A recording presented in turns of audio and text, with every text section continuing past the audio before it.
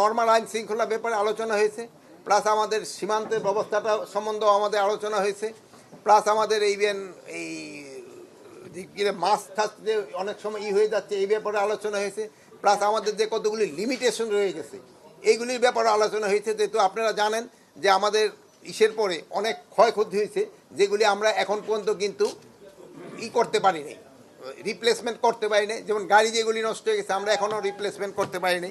Plus আমরা জানেন যে আমরা বিএসএফে কোনো সময় বর্ডারে আমরা সব সময় লেথাল ওয়েপনই দেওয়া ছিল।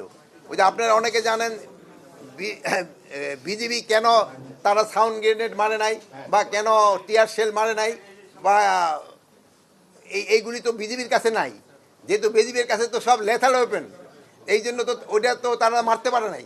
এই জন্য আমরা তাদের এখনও পারমিশন দিয়ে দিয়েছি এবং খুব তাড়াতাড়ি এই জিনিসগুলি ক্রয় করা হবে। পোশাকের সিদ্ধান্তটা হয়ে গেছে এই পুলিশের জন্য, র্যাবের জন্য এবং আনসারের জন্য। পোশাকের সাথে সাথে সব কিছু মন মানসিকতা সব কিছুরই পরিবর্তন দেয়। তো আমি বারবার একটা বলি, আপনারা কিন্তু একটা ক্ষেত্রে হলো সবচেয়ে বেশি জোর দেবেন, এই হলো দুর্নীতি। আপনারা যদি দেশ থেকে দুর্নীতিটা রোধ করতে পারেন অনেক সমস্যারই সমাধান হয়ে যাবে।